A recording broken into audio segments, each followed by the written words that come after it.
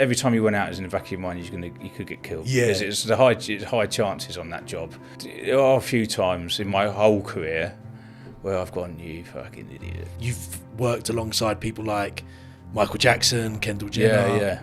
I felt exactly the same as I felt when I was in Iraq, yeah. but without the stress of being killed.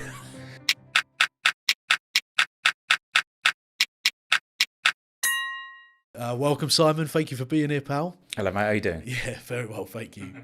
Mate, you have got one resume, but I think I don't want to spoil too much at the beginning. So for me, we like to start at the beginning of a lot of people's journeys, their stories. Where did it start for you? I lived in Eastbourne. I was born in Eastbourne, down south coast. A lot of people don't know where Eastbourne is. It's just along the coast from Brighton. Not a lot going on down there. Nice place, clean, tidy, by the sea. But yeah, there's not a lot going on down there really. I had a normal upbringing, state school.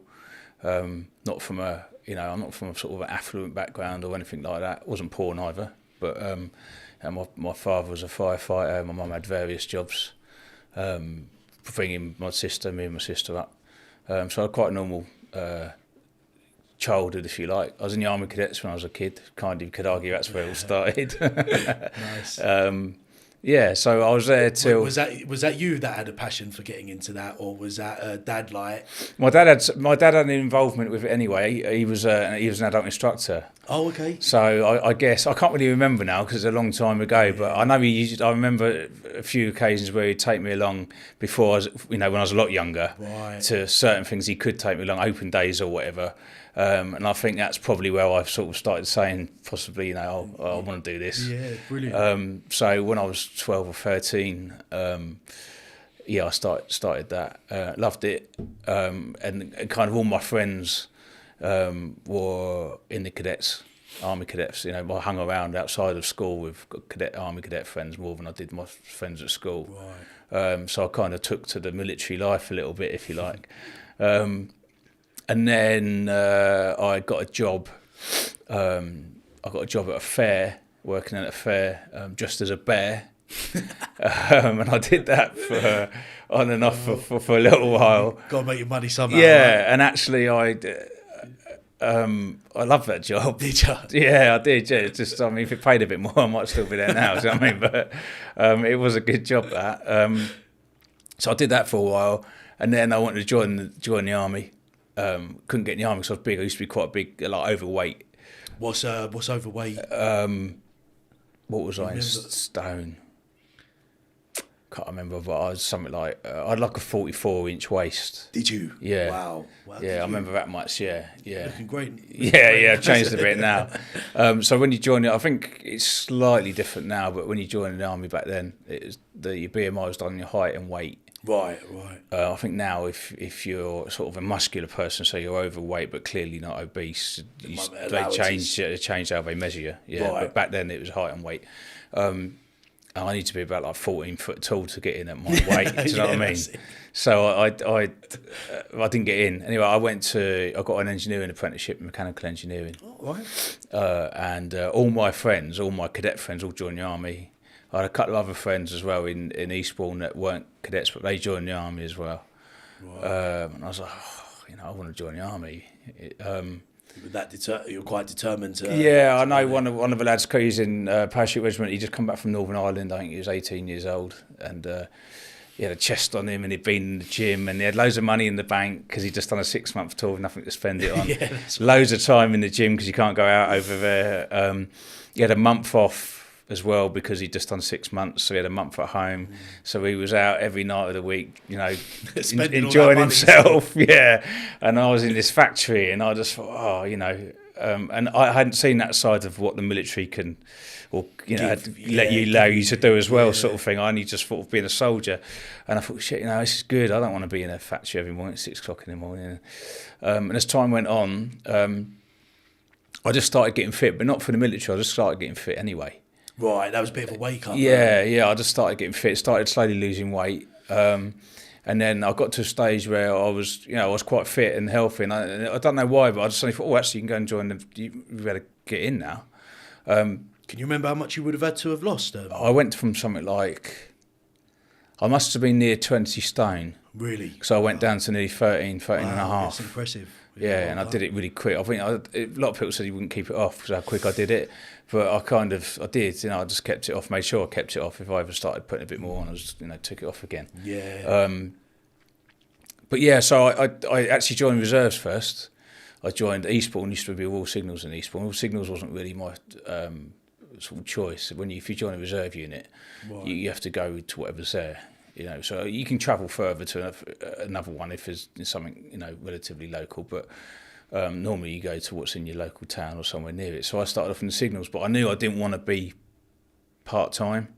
I didn't want to, because I didn't want to do the job I was doing anymore, and I wanted to be in the army. So very quickly I got a attachment to the regular army, where after that I was just in the regular army till the end. I went across. So I've got posted out to Canada. I did just over a year in Canada. I then I did the end of the Iraq War, 2003. Wow, did you? What was that like? Yeah, it was good. Really enjoyed myself. Yeah, I mean, I don't know if that's a place to enjoy yourself, but did you see a lot over there when you was over there, or like was it quite a messy situation? Yeah, it weren't too bad. I got there at the end of the war fighting part, but so we just started the Iraqi reconstruction phase, but that's when a lot of the sort of nasty attacks started happening. I think we all thought it was going to be a fairly sort of easy build back up and everyone's going to be happy about it, and they weren't. You know what I mean? So a lot of guys over the years subsequently after the war obviously got killed, but it was rough period of time. Not too bad when I was there with the army. To be fair, some of the later operations, the guys had it a lot worse than what we did. But yeah, I could imagine. Yeah, no, it's I enjoyed that. But when I was in the army, then I got offered to do a selection for a unit called 473 Battery, which is sort of surveillance and target acquisition. Right. In Catterick at the time. They were based in Catterick, and we was working with them in Iraq. I was Signals, but we was attached working with them in Iraq, and because of that, obviously I've got to see what they did and what they got up to and everything else. And me and a friend of mine said about can we transfer, get involved? Yeah, and they said we had another selection course not long after when we finished in Iraq. So I thought, well, I was quite pleased with that, because I'd just been posted to Catterick and I would have stayed up there and stayed with them. But at the same time, I had a friend who come out with one of the first sort of private security companies, and I bumped into him at Basra Air Station, and he's like, "What are you doing here?" So I'm out with the army. "What are you doing with the army?" He said, "He's private security and this money and these weapons and really this selling it." Yeah, the vehicles and the accommodation they had and all this stuff. I was like, So I spoke to my other mate I was going to sort of do the course with, and he's like, "Well, it's up to you." Anyway, I went to see a sergeant major and I said, "Look, this is what I want to do." And basically, mate, what he said to me originally is have a 2-year leave of absence. Okay. Because I was still quite young. I was only 23 at the time. Oh, is that how young you were? Yeah. Buy yourself a house, and then you can come back and still go on selection for 473 as well, because I'll still be young enough, still be fit enough and keen enough as a soldier. And that's what I originally thought I was going to do. So I didn't really want to leave the military. I liked it, but I hadn't done that long in it. So how old were you when you started there in the military? 1920, so I'd only done just nearly 4 years by the time I got out. Is that what it was? So if it weren't for that job, I would have stayed in 100%. Yeah. Do you know what I mean? I loved it. And that's what I thought I was going to do, go back. But what did you like about it the most? I liked soldiering. I liked being a soldier. Not the bullshit part of it. I don't think anyone likes that particularly. But getting out in the field and actually doing your job. I like the camaraderie is great. So every day sure. I remember. I don't think there was a day I wasn't laughing. Even if it was days I was in pain or. You always still happy about it. Yeah. What was when you say like the bullshit? Is that like political side or like all the deaths obviously going on? Yeah, I mean there's tons of ways, tons of I mean negatives. The army's changed now to what it was. Like everybody says, it wasn't like that in my day, but do you know what I mean? It has changed a lot. So I can't really comment on it today because I don't know what it's like. But back then. One of the biggest things in the army was saying was hurry up and wait. You know, you'd wait around all day doing nothing, and all of a sudden it's all go, go, go, go, go. It happens all the time. But one of the things I liked was that you didn't know what you was doing, you know, really. You didn't know what you was doing from one day to the next. And you could be in one country and another country, or you could just be in the UK. And I liked being moved around and doing different things. Variety of it all. Yeah. So that was good for me. But subsequently, I took the private security job. Which led to me leaving my career of being a soldier, really. Did you? Yeah. And within a month, I was back out in Iraq as a private security contractor. Is that where it started, over there? So it's private security for me started that day, yeah. And that led from Iraq for a few years, and then Afghanistan for a couple of years, and then obviously... And the type of work you was doing, like, it was like security work out in these... And what would you be protecting? Or? So I worked on the South Ramallah oil fields in Iraq for a company called KBR, which is an American oil company. Wow. We were looking after the oil workers there, who were working at all the wells at the time. What was it? Was it quite was it quite messy over there? So that job, not particularly down in the south at the time. There was a few incidents, but it wasn't particularly bad.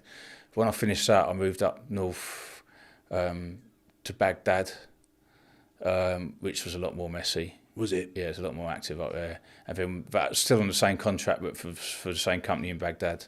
And then I left and I went on to a convoy contract, which was where I was looking after kit and equipment and not people. Oh, okay. And that's for the Japanese government. And that was messy. Was it? Yeah, we used to get hit all the time on that. Who would be trying to... Just the insurgency would always just try and take you out all the time. They? Yeah, and because it's kit and equipment, we always had to go and pick up, because if the kit and equipment come across the border and we didn't pick it up, it would get stolen. So even if sort of certain areas of Iraq was on lockdown to Westerners because it's too dangerous to move, we'd still have to go out. We'd still have to get down to the borders of Iraq and pick this stuff up. So you got hit quite a lot. The other thing was he was always bringing in large articulated lorries, or I brought in for the Japanese contract, it was big electricity substations we was bringing in, which only can move something like 6 or 7k an hour or something stupid. Yeah, it was going real slow. And we had to use all the main supply routes as well. We couldn't come off any side streets, any sort of scud tracks or anything we could, could really use anything. All the tricks you'd normally use are all gone out the window. So you got hit a lot on that. A lot of guys got killed on that job. Believable. Did you ever have any close calls? Yeah, I mean, we got IED quite a lot of times. I can't really remember how many times. It wasn't hundreds, but it was, it was enough to say it was quite a few. Small arms. I didn't get anything really bad. I didn't get anything where it wiped the whole... I mean, the company who had the contract before us, they lost a couple of whole teams. One of them got taken hostage. Whole teams. Yeah, he got taken. So they lost the contract because because it was just too dangerous for them. And the company I was working for, they took it over, but we had different kit and equipment. Right. Slightly stronger, if you want to call it. Yeah, is that what it is? Better, yeah. Right. Yeah, the vehicles, the other company were using soft skin vehicles, like normal vehicles we use here in London. We had armoured vehicles, which still didn't always save us, obviously, but it was far better. Yeah. So we survivability was slightly better. What's that, a budget thing or something? Why? Don't know. I think at the time they didn't realise the risk of it. Yeah, I think so. Yeah, and as it ramped up over time, it just became apparent that stuff like that wasn't going to be weren't enough acceptable. Yeah. I don't think they'd done anything particularly wrong to start with. What they should have done, if you want to look at it from a business point of view, maybe is gone and bought a load of armoured vehicles and carried on. Yeah. But they didn't. They lost it. And they went... A company that had armoured vehicles took the job. Oh, right. Yeah. But, I mean, that was what it was. But when I finished that job, that's when I went to Afghanistan after that for about 2 years with the Foreign Commonwealth Office. We looked after HMRC officers, UK HMRC officers who were training, mentoring the Afghan drugs police out in Afghanistan. So we used to fly up and down the whole of the country, doing all the airports. All the cities had what we call city gate checkpoints, where main sort of supply routes for vehicles coming in and out. So they had checkpoints on them. It was all drug related. Wow, right. And Yeah, what was that opium. like? So, yeah, that's good. That's good fun. That's a good job. Yeah. Yeah, I enjoyed that. We used to have planes. We used to drive on the plane in the vehicles, driving on to the back of the plane, fly off for the day, and go and do a visit. And that, yeah, it was good. It was a good job. That was More civilized compared to yeah. It was. the previous line of work. It was just as dangerous, but Was it? we didn't get as much action. And the thing was as well is if there was a real red area, you know, where it just is no go for Westerners, we wouldn't go because we was looking after people. So if we visited a city gate checkpoint, if we had a visit scheduled on a Monday and it's just that area just had a big tear up that night before and loads of people killed, we just wouldn't go the next day. So Right. On the convoys, we would have still been going down there that day to go to the thing. So it was a lot more, you know, you might get longer periods of lockdown where you're locked in camp, if you like, and you can't go out, but it's all for everyone's safety. But it was a good job, yeah. It was a good job, that one. So it's quite funny how you say it's good fun and stuff like that, but you're also like risking your life at the same time. Did that not ever like bother you? Wasn't that you obviously really enjoyed it, right? And you had a good time doing it, but you know when you're putting your life on the line at the same time, didn't that cross your mind that this is it worth it sort of thing? A few times. Not you don't think like that every day. If you think like that every day, then you probably wouldn't do it. You know what I mean? There's no point. And you've got to be suited to it. You either enjoy it or you don't. And there was some people that loved it, some people that enjoyed it, but there wasn't really anyone who took it or leave it or didn't like it. You know, because those people just weren't there. Fair. So. Do you get accustomed to it over time? Yeah, Is that you kind do. Of what happens You as do. well? You do. Yeah. I mean, so on the convoys, you always every time you went out, it was in the back of your mind you could get killed. Yeah. Because it's high chances on that job. But then I always had the added bonus of not having to worry about anyone else. So because we wasn't looking after people, Right, you know, of course. getting equipment, so I could forget about them. You know, that didn't matter. But in Afghanistan, obviously, you're not only looking after yourself, you're looking after other people as well. So there are a few times in my whole career where I've gone, you fucking idiot. You know what I mean? You got yourself into this. You can't blame anyone else. Yeah. Do you know what I mean? All these years you wanted to be a soldier or you wanted to do this and you wanted to do that.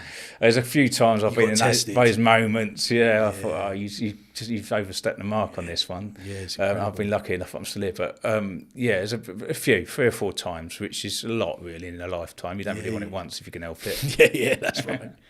So what happened for you after Afghanistan? Afghanistan, so I was working out there for quite a while, and I just got fed up of being away because I started that job so early, like when I was 23, 24. All my early life, I've been working in shitholes. Had a lot of money, but I hadn't experienced anything as being a young lad, if you like, going out, lads' holidays, your Saturday night routine of going out and having a drink. You know, I haven't really done any of that. And when you said you had a lot of money, is that because from what I've always understood, the army hasn't paid. The army didn't, but money come from private security. Oh yeah, the money for that was is that was obviously good money, but you weren't really going out too much either. So no, and I was a non-resident of the UK at the time because I wasn't here enough to pay tax. So so I was a non-taxpayer, I had offshore bank account, and everything. So every penny, but we didn't really make much money by not paying tax, to be honest with you. But we made more money by not spending anything. Yeah, 100%. That's where the money was. Working most of the time. Because you just wasn't. Yeah, food was already paid for. No accommodation fees. You know, everything was paid for really. So that's where you made your money. Fair. And you felt like you was missing out at this point. Yeah, and I thought I want to move on a bit here, and get out. I've just fed up of being away. Every time I was getting back on the plane, I was thinking, oh God, I've got to do another 9 weeks now or whatever.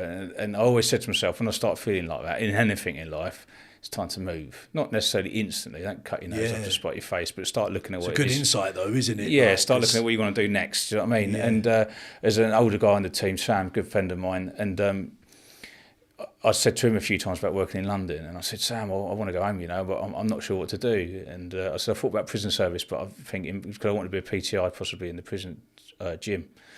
And that was all changing back then. And I looked into it, and I thought, I don't think I really want to. Police was another one who weren't really keen on, you know, that.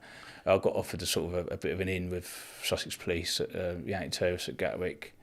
Quite keen on sort of getting me in at one stage, and I had an informal chat with someone about that, and I just thought it was all right until the money actually, because I still lived in Eastbourne at the time. I didn't live in London then, see, so I was thinking Gatwick's not far from Eastbourne, straight down the M23. And I said to him, I don't really want to do it. And he said, why don't you do bodyguard work in London? You've always spoke about that. And I thought, yeah, I suppose I have. And I thought, do you know what? That is something I can go back to do. So I did. I left. It's difficult to start with because you're very much always on a job interview. You know, Is that what it was like? If you do a 2-day, I think a little bit of misconception. A lot of people think you work for a company and you have a bodyguard. You don't. You work for tens of different companies. Just move around. Yeah. To wherever the work is. You're freelance. You're self-employed, and you could go and do a job, and you could have an interview for what might be a 2-day job.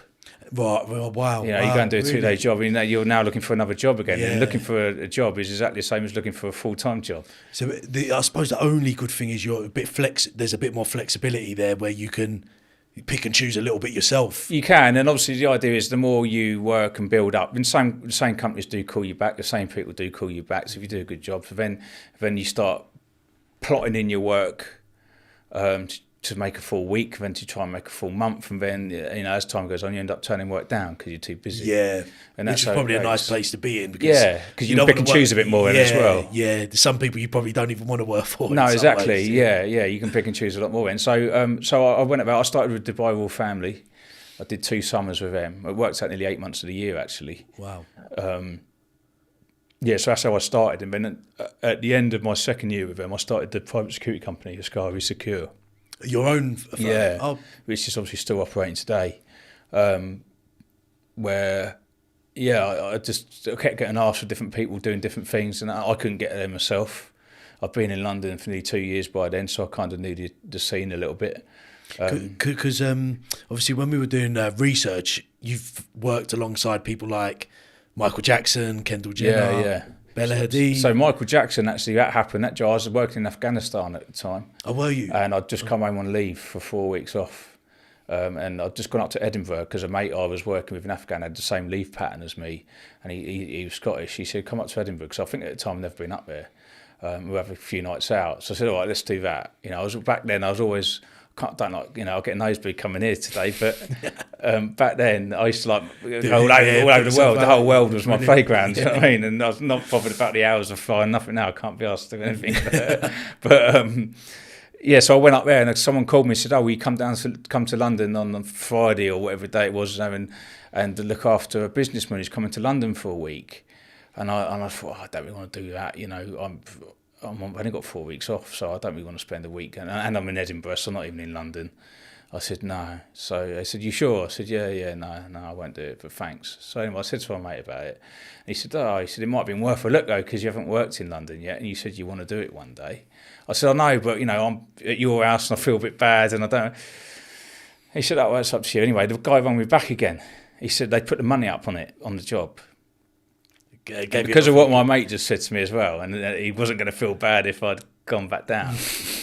I said, all right, and I'll do it.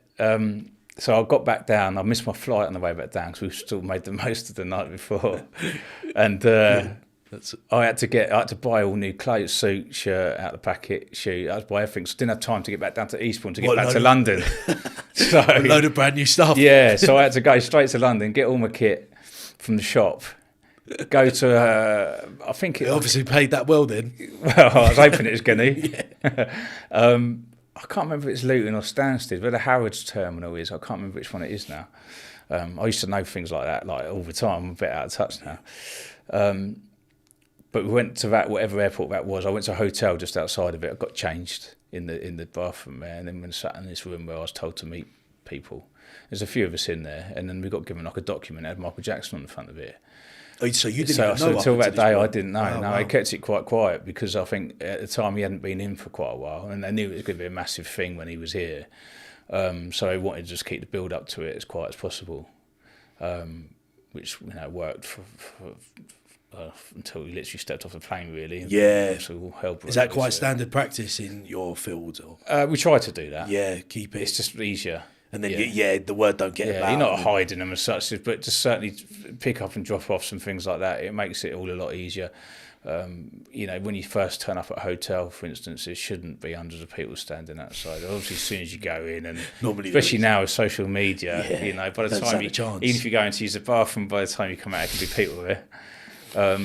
Was that, and how many people would have been on that operation? 5 for Michael Jackson. Oh, really? Yeah, and we probably could have done with 1 or 2 more. To Yeah, be yeah. honest. I was going to say. Yeah, but we had 5 of us on that. It's the only job I've done out of all those people where I've worked with other people. It was Bella Hadid, Kendall Jenner, Rita Ora, Naomi Campbell, Dizzy Rascal. Oh right, yeah. But what was a few in there? But I've always been on my own. Have you got to meet them all directly as well? Yeah, because it's only me and them. So yeah. Everything. I get the impression there's a lot going on at the time, so there can sometimes be quite a lot of pressure. Jackson was a lot going on, so you didn't really get much interaction with him. I got a little bit, but not loads. But the others, yeah, I mean, they used to get a lot of time. To be able to sort of chat as normal people, if you like. Yeah. What was Dizzy Rascal like? It's great. I love Dizzy. Yeah. He's just got a new album out soon, actually. Yeah. He does. I've been listening to him for years, to be honest with you. So. Yeah. No, he's a really nice lad. He is. I like Dizzy. So what happened for you after those? Like doing that line of work, is that when you started your own firm? I had my own firm when I was doing that, but I was still a freelance bodyguard. So like every company, I started small. We started with one small, with one 5-star hotel in Park Lane, and that's how we started the business. And then in order to build the business, I couldn't just do the business and that was it. There wasn't enough money in it. So I was still working as a bodyguard, which I did for a number of years. I went out on LPG and oil tankers doing the anti-piracy for a while as well. Oh, wow. What was that like? That was all right if you like being at sea. Yeah. I'm not, I'm all right at sea, but I'm not the best. So I did quite a few of them. I did it on and off for about 1.5 to 2 years. Because the way that worked, you could go away for 10 days, do what is called transit. And then you could come back and then you just go again whenever you tell the office you're free to go. So because I was trying to build the business and everything else, I'd do like maybe 1 a month. That money would give me enough money for the whole month? For the rest of the month to be able to do. Yeah, so I did that for a little while. Was that quite a high risk job? At times it could be, wasn't particularly for me. I mean, we had I did a few trips without firearms. At the very beginning, and then we had firearms, most of them. One of the trips I'd done, we was escorted by 2 Japanese warships. Oh wow! So I mean, anything like that is. So what? This was on where the oil rigs were? No, tankers. Tankers. Yeah. And you was always on the boats, like. Yes, you get on it, say like Oman. You'd go out on a smaller vessel, jump onto the tanker, go from Oman to say Port Suez in Egypt, where it takes you through a place called Bab el Mandeb, which runs past the coast of Somalia, and basically the coastline comes right in tight, so it channels all the ships into a certain sort of radius of. Do you know what I mean? It's every 15 minutes a ship passes through, so things could get quite heated. It's easy for them to attack, and there's a high volume of vessels travelling through for them to attack as well. So, so we used to. I did a lot of that. I did a little bit more down the Malacca Straits and in the Persian Gulf and that, but I did a lot of down sort of coast of Somalia way. Yeah, incredible. I did that. There's a lot of courses we had to do for that as well before. We had to do sea survival and ship security officers courses, and we did a firearms course and. Could you use firearms out there? On the vessels you could. Yeah, when you're 12 miles out, you're in international waters. 12 miles out of offshore. Oh, or in okay. international waters. Right, so it's not that far out, really. Yeah. And then you're under the jurisdiction of the flag state of the ship. Okay. So. Yeah. What does that essentially mean? Depends what ship you're on. Yeah, does it? Different rules for different ships. Yeah, if you're on a UK ship, British ship. A lot of the time we weren't. We were on Russian. Oh, really? Filipino. It just depends. It depends where they're from. I don't think I ever did a British or American ship actually. And being a like a bodyguard, security guard over here, you can't. Can you have a firearms license? No, you can't. Nothing in this country. They don't let you have anything. I mean, even you've got to be careful how you use your hands. Let alone have any sort of weapons or anything like that. Yeah, no, there's nothing like that here at all. Yeah. I was going to say because some of the situations you're putting yourself in still are quite high risk situations, but I don't suppose this is probably as bad as it might be like in America or in other countries. Like it was here, like knife crime obviously now's gone through the roof, yeah, and the watch muggings and all this stuff. I don't think there's any need for bodyguards to carry firearms. Not really. Do you carry any? Do you have to carry? No, we don't get anything. I mean, I do believe there could be a few things implemented which would aid people a lot better than having nothing at all. But I don't think we're probably the police. I think should all be armed. To be honest. Yeah, I think the police should, but for private security, I don't think they need to be. Not at this stage. Maybe later on. The statistics don't support that. So. It's that dangerous. But yeah, I mean, you can't have anything. You've never been able to. I don't, until all the police are armed, I don't think you'll see private security getting anything very much. Yeah, anytime soon. Yeah. When you say you've got to be careful with your hands, what do you mean by that? So essentially, you're defending. You're not attacking. Obviously, you can fight fire with fire to a certain extent. I've got to be careful what I say on this as well, because there's just been a big update to the security industry association. So you've got to do it, but so I haven't done it yet. I haven't done it yet. So yeah, you were saying. Yeah, so I've got to be careful what I say. Right. But the long and short of it is open palms. Don't cover any extremities of the face. Anywhere air can go in, for breathing. It is very much pushing, shoving. Obviously no punching or headbutting or use of kicking or anything like that as such. So you're very limited to, even with your body, what you can do, which is difficult, particularly it's not an industry I've ever really been in, but I would imagine it's difficult, particularly for nightclub bouncers when it's kicking off. About people, trying to fight you, bottles, glasses. When there's alcohol. How you're meant to do some of that stuff when you're trying to, or you could cut the big lads out of a club or whatever, I'm not sure, but luckily for me, it's never really been my game. But yeah, the guys, men and women, obviously, they're both are up against it quite a lot these days in private security, more so than people think, so they don't really get mentioned. It does happen a lot. Yeah. I mean, to be honest with you, I can just imagine now there's probably like so much red tape. It's probably quite difficult to know what is okay and what isn't okay. But as soon as you do anything wrong now, camera phones. I mean, the police get it themselves all the time as well, don't they? Camera phones, everything's videoed. People seem to video things more than they want to help out. Yeah. So it's easy to get in trouble if you're not careful, especially when you're looking after a celebrity. Because you've always got a whole mountain of paps following you around anyway. Yeah, so if you get a bit overzealous, they're quite quick to snap that. Do you know what I mean? How was your security firm going? You started you obviously done the rig work, and then you started your own security firm. Yeah. So that now is still. I mean, it's quite big now. To be fair. When did you start that?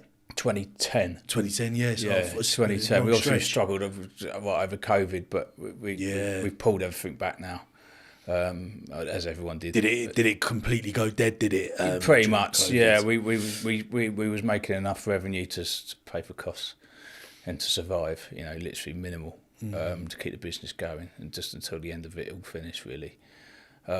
But I mean, I don't get so involved in it all now. But people in the office do a good job back there, and obviously I still oversee everything. I'm still responsible ultimately for everything, but with all the other stuff I've got going on, I don't really have a lot of time to, or not have as much time to get involved with security now as what I used to all that time ago. And do you still do the celebrity work, or is it? No, I don't do anything myself at all anymore. You don't do anything yourself. No. What about your firm? Does it deal with? Yeah, they still do it. Yeah, it just depends. So jobs come in day to day. We don't have a full-time contract with celebrities, right? But we have contracts with companies that deal with celebrities, and and you get smaller contracts with people that come in and out. They just book you for when they're in and out.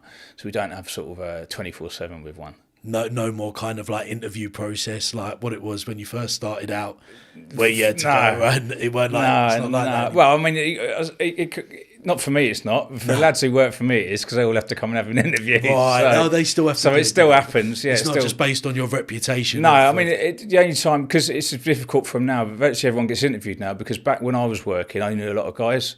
So those guys probably wouldn't get interviewed. There'd be no point. I knew them all. I've worked with them before. I knew what I was doing. But because I've been out the scene for nearly 4 or 5 years now, I don't really know anyone who works on the circuit anymore. So because of that, everyone has to come in now and be interviewed, because they might be a really good bloke, but because I just never worked with them because I've been out there for so long. Yeah. So everyone gets interviewed now. But even when we first started, most people got interviewed, but it was 1 or 2 that didn't, because I've worked with them. It's it's the biggest interview you ever get to do, doing a shift with someone. That's interesting. And you got quite a big team now. Work together. Yeah, it is. Yeah, the office is Palace Street in Victoria, so I've got 2 offices actually for it there. It's getting bigger and bigger and bigger. And since I've kind of stepped away from it, it seems to just get bigger. Get even bigger. Yeah. I think once it creates a bit of momentum and starts moving, it's all word of mouth. All our work. We've had a little bit from sort of the odd sales campaign, but we don't really do it that much because everything we get seems to be word of mouth. What's the firm called? Ascari Secure. Ascari Secure. Yeah. And I mean, you're probably you're well established now, right? After starting in 2010, that's a long stretch to be in something. So you've probably got a good, very solid foundation as a business. Yeah, I think one of the things that's nice, we've still got some people that work for us. Yeah. But started from day one. Oh, have you? Still, with us all that time. So, it's good. It's a good solid business, which is why I'm still doing it. If it weren't for that business, I'd have nothing to do with the security industry at all now. What involvement do you have in that? Well, obviously being the owner and just the general day to day, I just oversee everything. Coordinate things. Yeah. Feeding it and making sure. Yeah, looking for new work sometimes. Maybe still a bit tendering for the bigger companies. Tendering, I'll still get involved in because there's quite a lot of work that goes into that. You do tendering for contracts. Yeah. So for the bigger companies, you have to tender. For smaller companies, not so much. Yeah.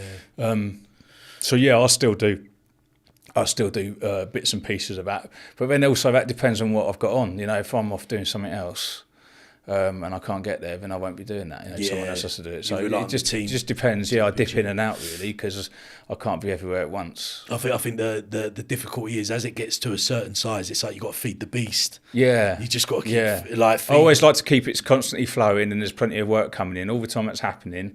I don't overkill myself on it because I don't need to. If anything, if we ever come up against anything and we started to struggle, then I'd rejig things and spend more time. Yeah, back but you on that. Can you normally see quite far ahead with the where business you're at, so you can predict the next 6 months, 8 months, a year. Yeah, of course, and I never leave too much time away from it neither. I'm all very much about. People don't really see me, or a lot of people don't even know they work for me probably, but. That's fine. I don't need to know. I'm sort of the foundation of the business. You could argue. Yeah. Pull all the strings. And that's it. Yeah. No, but I do. I mean, that when it gets to a certain size, you can't know everyone's business. No, you can't. It's impossible. And the turnover's quite high because they're all self-employed because they only do bits and pieces, and so people come and go, and so it's difficult. But I mean, I don't need to know them all. Neither. Yeah, I'm grateful that they all work for me, but I don't need to know. Yeah, but they're probably happy that they don't know you either. Yeah, exactly. Sometimes it's probably better, isn't it? So what happened for you after your with other things you said you got going on? What do you do with your spare time? Spare time. So one of the reasons why I finished being a bodyguard because I started acting. Okay. So I went to school, acting school, and fully completed that. How did it go from that to that? It started actually quite a long time before. So back to when I was in Iraq doing those convoys. I know, yeah. Who would have thought it? I know, that's where the seed was set back then. Was it? But I kept it for another day. There was a guy there who used to run the armoury where all the weapons were kept.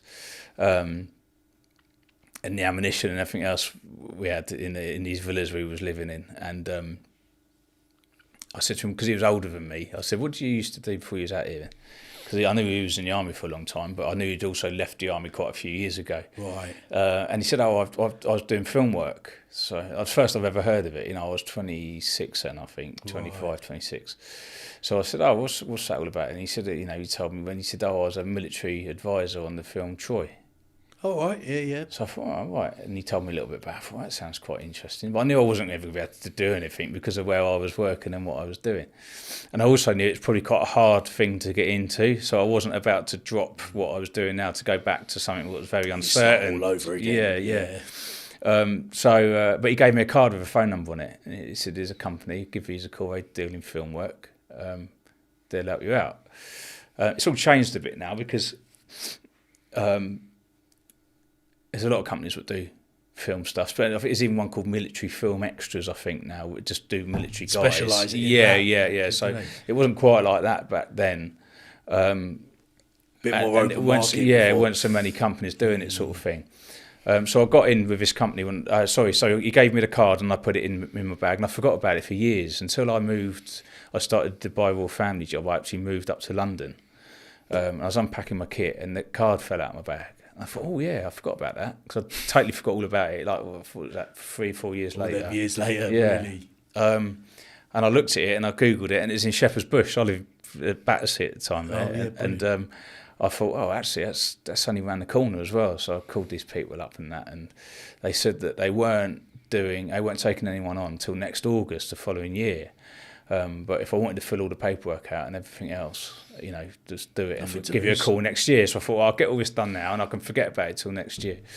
So I did that, and then I went in the gym about 3 weeks later.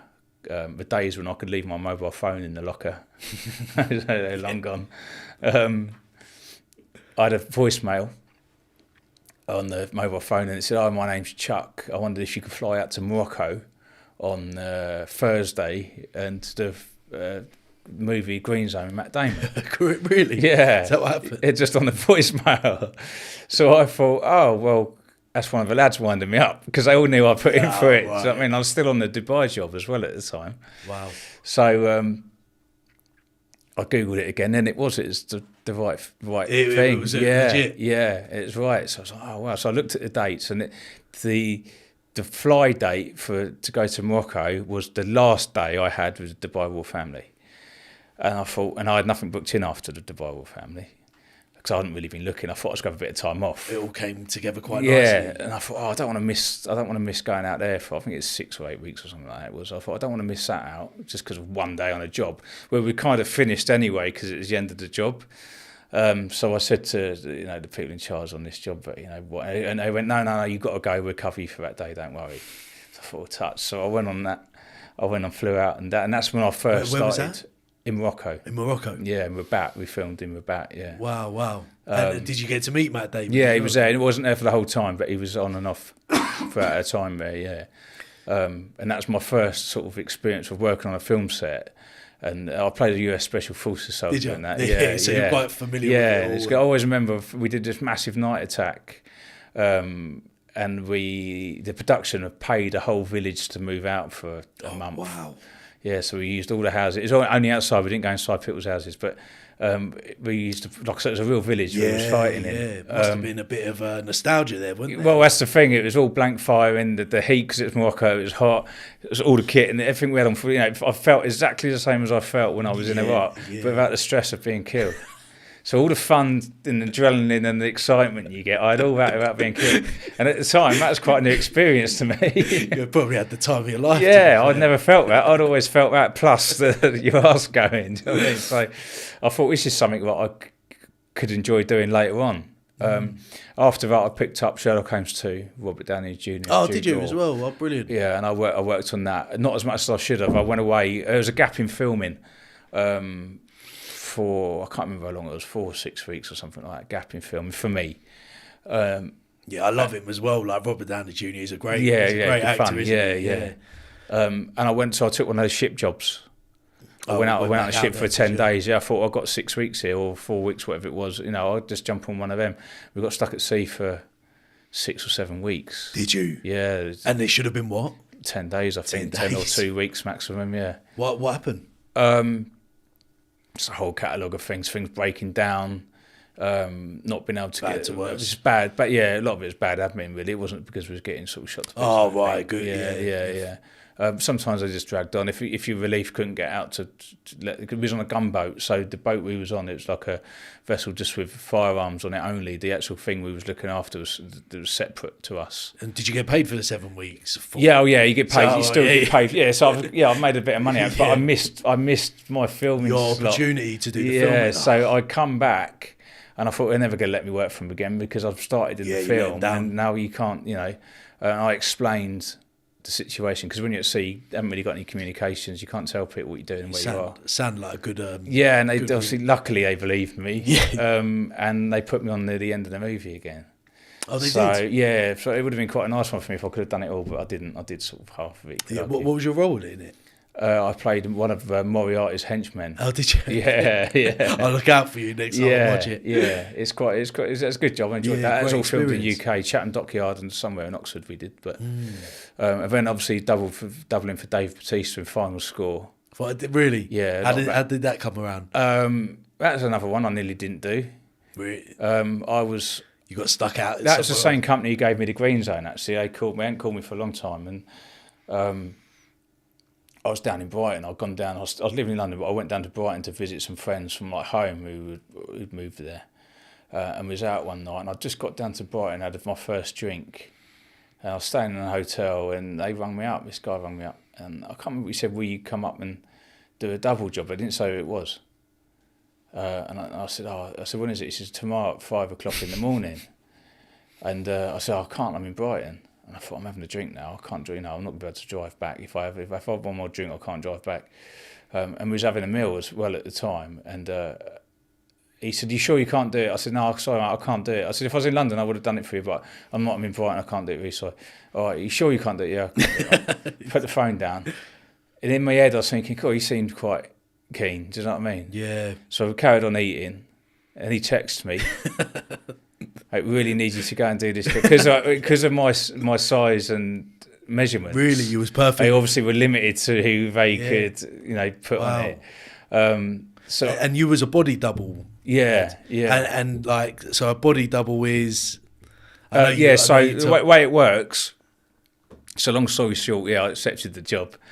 Turned up, and it was obviously Dave Bautista. So I had his costume, which was all far too big for me. I don't really. So you had to put on a. You have what you wear exactly the same as what he wears, and long and short, it's normally done for reshoots where he doesn't need to be there for a cheaper option quite often. But also setting up camera angles and setting up scenes. It's a lot of work that goes into setting up things before the actor even starts, obviously. So, but sometimes they need to see where the actor's going to be and what they're doing to be able to set the camera distances and everything else up. So there's a lot of that. So it's not as exciting as. So you never got to meet him? No, because he wasn't there. Because otherwise, there's no point me being there. Yeah. But did it pay well? The pay was better. Was it for that? Yeah, and you kind of get the same treatment that he gets. Because you get the same caravan and you get the same hair and makeup girls and you get the same. Yeah, you get the same everything. You get treated like Dave Bautista for I had a car, I think, on that job. Wow. Yeah, I think they picked me up and dropped me off on that one. So. So yeah, I mean that was. I didn't do the whole movie. I only did some reshoots for him, but yeah, I mean that was in terms of sort of film and acting. It was a good insight for me. That was, and that was probably around that time. Then that's when I thought I'm going to pursue this a lot more. I've done a little bit of UK TV, different series, McMafia and what was it called? Cuckoo's Calling or something. BBC Strike Cuckoo's Calling or something. I can't remember. I'm really bad with TV. I don't watch it. But you don't watch TV? No. Really? I watch a bit of Netflix and Prime, but I don't watch normal TV. Yeah. So I'm the same actually. Yeah. News and all the rest of that's nonsense. Yeah, stay away from it. Yeah, happier life. So then that's when I decided I wanted to finish being a bodyguard. I did the same thing I did back in Afghanistan. What do I want to do next? Don't really know what I want to do. And another mate said to me, well, you said you want to be an actor. Why don't you do that? Yeah. Again, another hard thing to get into. Yeah. You know what I mean? Yeah, so, fair play to and you. that's how it started. I went to acting school and I got offered a film first, actually, with Nicolas Cage. Did in you? the States, yeah, quite a nice part as well. Some good opportunities there. Yeah, that's from a producer, a good friend of mine now. He's ex-Navy SEAL, who's now a film director and producer really? out in the Is that what it States. is? Yeah. And he directs now for, I think it's called SEAL Team 6, which is a massive series out in the States, and he's the director on some of those series. Amazing. So I still keep in touch with him, but he offered me a nice little part. It's something what was going on back at the time. Because of COVID, it destroyed it all. And it was finished up. But that's when I thought, right, someone's given me the opportunity to do something really good here. I need to get to school and I need to sort myself invest out. in yourself. And just not only, if someone gives me something, the chance to do that is, it's a unique chance. Opportunity, opportunity, that's the word, yeah. So I wanted to make sure that not only, I didn't want to let him down, for starters, for putting his belief in that I could do it, 100%. But also didn't want to let myself down, that old chestnut, let yourself down, let your family down. But also I wanted to make sure that I did a good enough job to be able to use that, to be able to do more of it. Do you know what I mean? So... you saw the opportunity in front of you. Yeah, and just you have to use that in order to move on, to make that into a bigger thing. A bit like the bodyguard work in the early days, you've got to really exploit and use every ounce of what you can get out of that job. And me just turning up being a CV and not an actor, if you like. Yeah. You know, it's not. Wouldn't have been a good move. So I went to acting school and learned all the fundamentals of acting. Where's that? I went to Pinewood Studios, Actors Studio. I've been to Pinewood Studios. Have you? Yeah, I did the masterclass there with Tim Kent. Yeah. Really? Yeah, really good, really good. Yeah, it's a month long. So because of my age, you know, performed 3 years at performing arts school, a lot of singing and dancing. It was never going to be my thing, you know what I mean? But there are still other good courses out there you can do, particularly for screen acting. Theatre I've never really done. So, you know, I don't know if I've got the bottle, but I used to do a lot of it as well when I was a kid as well. Oh, right. Yeah, so we actually done some filming at Pinewood Studios when I was younger. Okay, for like a TV right, commercial. Long time ago now. But I used to love it. I did one job as an actor at Pinewood Studios for some American movie, and I had to do a line-up when I got it. I didn't get chosen, actually, but... Oh, didn't you? Yeah, I remember... You're still in the environment. Exactly, still getting that, and that's what I used to do, and that's what I've done with everything I do, really. Get around it as much as you can, as often as you can, even if it's not in the position that you want to be in. Yeah. That's the only way. Anything can happen, though, yeah, can't it can, yeah. And even if it doesn't, you'll still start seeing windows of opportunity where you can make things happen. Do you know what I mean? If you're not sat at home dreaming about it or just watching it on Instagram, it's not going to get you anywhere. Yeah, 100%. If you want to start working at Pinewood Studios, take the next cleaning job. Yeah. Because what will happen then, and every internal vacancy what comes up, you'll hear of it straight away because you're already working for the system. You know, anything like that. I remember I was listening to Brad Pitt recently on some interview, and he was an extra for a film. This was before he was even famous, and he said, I really wanted to like push the boundaries and try my luck with this role to like a scene he was doing. So he wanted to go outside of the script, and so he gave it a shot, and he got completely shot down. And the director was like, "If you do that again, you're off the set." But if you don't like push the boundaries a little bit, on the green zone, it's quite funny actually. I got caught though, so it's not that funny, but. We had a scene where I was working with a friend of mine out there as well. He got the job as well at the same time, older guy, and we'd gone at it together. And the rest of all the other people weren't, so all Americans from RAF somewhere in the UK. It was all Americans. I can't remember the name of it now. But they're all Americans. It's me and a friend of mine. We were two British guys. And so obviously, you know, we was together. And I think he did security as well. I didn't know him at the time from security, but he did the same sort of work as me. Right. And we was on set, and I can't remember how it turned out, but it turned out I was in a position, but I wasn't in costume. Right. I was still in my normal gear. And no one had told me to get changed. Oh. So I thought I was going to stay like this. But when it got to a stage where between me and him, we was having a bit of a laugh about it, because we thought any minute now someone's going to tell you to go and get changed. But it got to a stage where we thought, do you know what, let's just see if I can do this whole scene in my normal clothes. Really? Yeah. What, they managed to film them?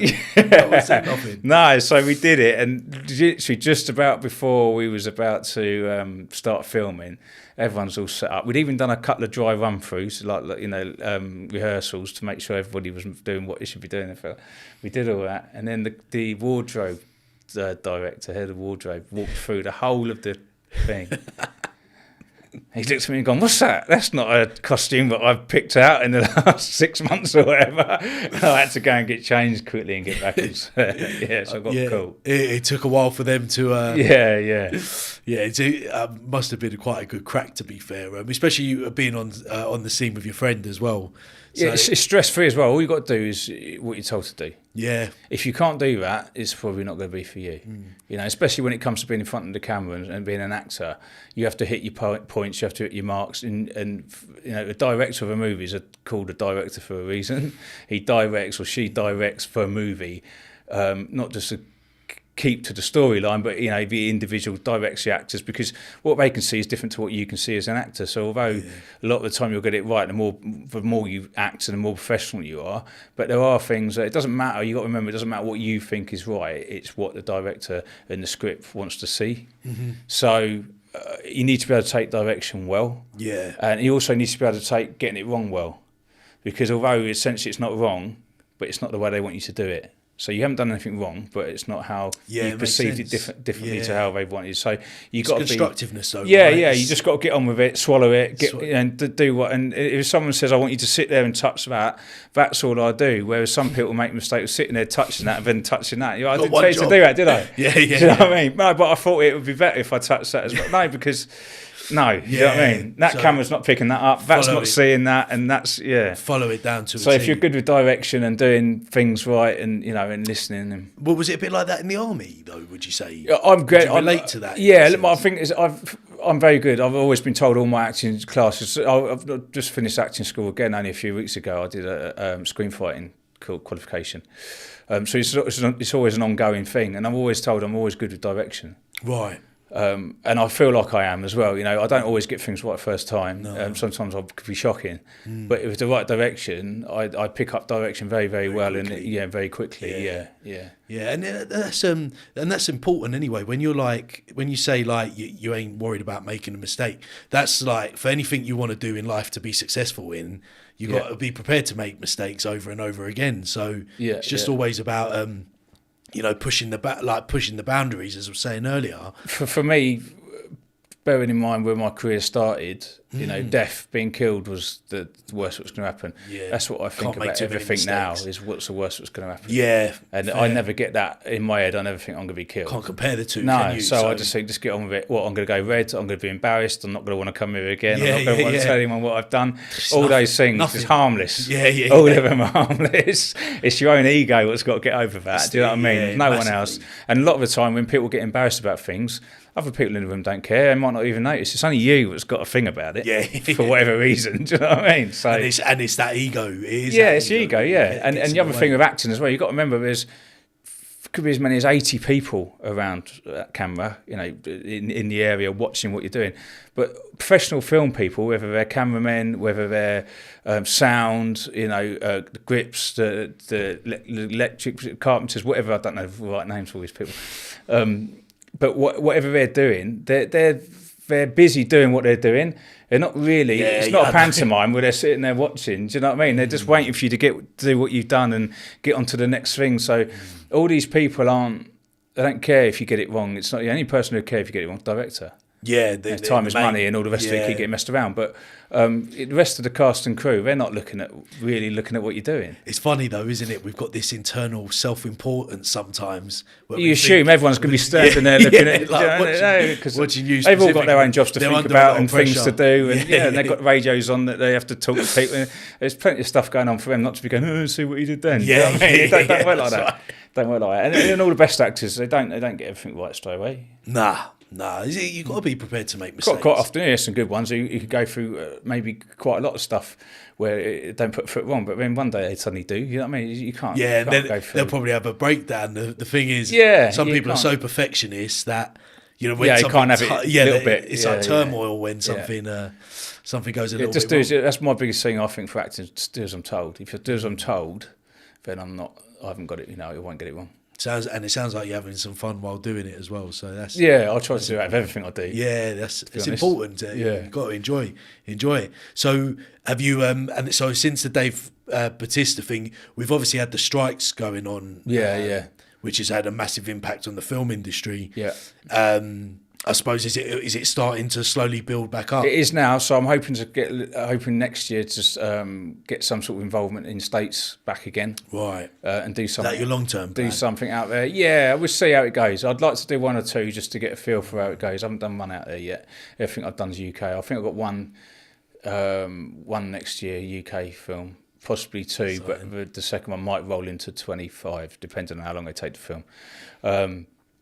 So that'd be quite nice, but I'd like to try and squeeze a little bit of US presence next year. Yeah, that's the kind of aim, the vision. Yeah, I've got the opportunity. The opportunity's there. It's just at the right time, like I said, because of the actors' strike, I've lost about 8 or 9 months, I think. Yeah, a lot of people have. Yeah, to be it's fair. a But bit it sounds of like you had a bit of momentum before, so I suppose just putting yourself in these situations that present itself. Yeah. I mean, in the States, where I lost was COVID, and then the strike. It's been a bit lose-lose there. But I've still got my same contacts.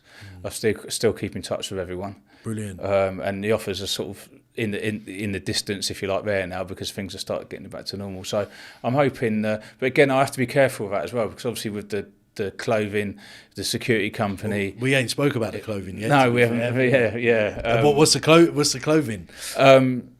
So Simon Newton London, simonnewtonlondon.com is I'm Yes, there it is. Yeah. So that's a new project. It is new, yeah. We started with a line of bomber jackets. I've got a T-shirt on. You can't buy these, unfortunately, but not yet. No, I've got 3 bomber jackets come out, which are, and I'm going to say this because it's my product, but the quality is amazing, really, to be honest. And I'm sure it is. Yeah, I mean, it's turned out. I think it actually turned out a lot better than what I thought it was going to do in the first place. I put a team together again for that. What made you start the clothing brands? Years ago, when I used to look after Bella Hadid, I was covered in Vogue, I think, for being the real star of London Fashion Week. Did you? Yeah, just because I was with her. No one knew who I was back then, the sort of thing. But that was your 5 minutes of fame. And I was always, and then after that, I got loads of magazines and newspapers and everything else kept picking up on me every time I worked with Bella. So, and quite often I had a bomber jacket on, made by another company. I'm not going to say who they are. It's all about SNL at the minute. And I just said one day I'm going to make my own. Because this company did a whole range of them, but I didn't like most of them. Nothing wrong with them, just weren't for me. I just made my own. Just thought it's got everything, I think's nice, and it looks, classy, and you can wear it in the evening and in the daytime, depending on what else you wear it with. We've gone for red quilted lining instead of the old orange, which orange is the official. Because obviously it is a flight, or it was a flight. It originated from being a flight jacket. Oh, right, yeah, so the aviator. Yeah, so the pilots, obviously, if they crash landed or whatever else, they could turn the jacket inside out and it'd have the orange on the outside. That's where the orange originally come from. Right. But yeah, I've gone for red. A lot of Prada and Gucci, the higher end fashion, have gone the odd one with red for like £2,500 a jacket. 2,000 for 1,500 quid. I saw one the other day because I look at them all now to see where my price range is coming in at, and they're all like 1,100 quid and £1,000. Philip Klein, he's got some for 25 grand. Do you know what I mean? Yeah, it's incredible. So you're just paying for the brand then, aren't you? Yeah, because how good can a jacket be? And I wanted to try and get a Gucci feel for a middle market price tag. Right, okay. Do you know what I mean? So you're not paying 800 or 900 quid for even a Moncler or something like that. It's 200. I think they're 249 at the moment because of. I think they've got a Christmas deal on at the moment. Yes, that's a nice middle place anyway. Yeah, so it's not super cheap, and it's not super expensive neither. And we've got a whole load of stuff we're running out. We're trying to get the t-shirts, polo shirts, which are going to be slightly different just to normal. Was just a t-shirt and a polo shirt. They'll be slightly different. Various bits we're going to change on them, so it just looks a bit nicer. Yeah. And then tracksuit. We're going to do tracksuit next, I think. Brilliant. Yeah. I don't know how you balance all your time, by the way, by doing all these things. Like, because you got the next big acting role that comes along is going to kind of like put a big spanner in there. It's funny, as well, because I always thought that in the early days of film, and to do a film, actually, unless you're a lead actor, which obviously, at my stage I won't be, not in a big film, it doesn't take that much time up. Actually doing a film. Does it? Oh, it doesn't. Not really. No, a couple of weeks. Yeah, right. Really, fair. because you might not be there for the whole film, or you might do a couple of weeks and you might come back in a month and do another week or two or something. Okay. Do you know what I mean? It's very, very rare that you won't it's not like an 8 month straight thing or anything. I mean, and to film a feature film now, particularly in UK with the UK independent filmmakers, I think 5 or 6 weeks. Right, yeah, so it's not... And that's if you're on the whole thing. The whole thing? That's if you're on the whole film. Yeah. Obviously, editing and all the other stuff that goes with it takes a lot longer, but... Yeah, that's... So, I might only do 4 or 5 days filming for a film like that or something. So, although what actually is a big achievement and a big thing, isn't that much time. Yeah. To be honest. Yeah. Yeah. And would you get paid for the full amount of time? Normally you get day rate, yeah. Yeah, day rate, yeah. Because I remember previously, regardless of if we filmed or not, you'd still get paid for showing up. And Yeah, and if you turn up and that, and you know you're not needed or something, then you still get. yeah. You But get, you find when you're sort of actors aren't cheap, and even at a lower end. I mean, obviously, someone like me, because I've only just started, I don't cost that much, but it still costs money. So people tend don't want to to waste, book you, and they don't need you, sort of thing. So you got an exciting life ahead of you then. I've got a lot coming up next year with the clothing and with the filming, but also that means probably the security company will just carry on growing alongside. I'm quite happy with the security company at the moment. It does what it wants to, what it should be doing. As far as I'm aware, all the customers are happy, the guys are happy, the office is happy. Well, they'll soon know. You'll soon know about it first. Exactly. Oh yeah. They're not shy on telling me. Don't worry about that. That's it. But if everything's growing as it should, and I seem to be around it all, the right measure. I'm not sort of not around something enough. I'm around everything just enough at the moment. What I would say is I can't do any more. Yeah. You're filling up. Yeah, I feel like I can manage everything to the level it needs managing by me. With what I've got now, if I was to do any more, I think Well, I mean, that Hollywood role might come sooner rather than later. I can still fit that in. yeah, exactly. I'll make sure I can. Yeah, exactly. Well, I mean, Simon, it's been an absolute pleasure to hear your story today. I thank you for coming on. Thanks, mate. It's been brilliant, and I look forward to seeing what the future holds for you, pal. Yeah, I'm sure I'll see you soon. Yeah, cheers. Thanks, mate. Thanks.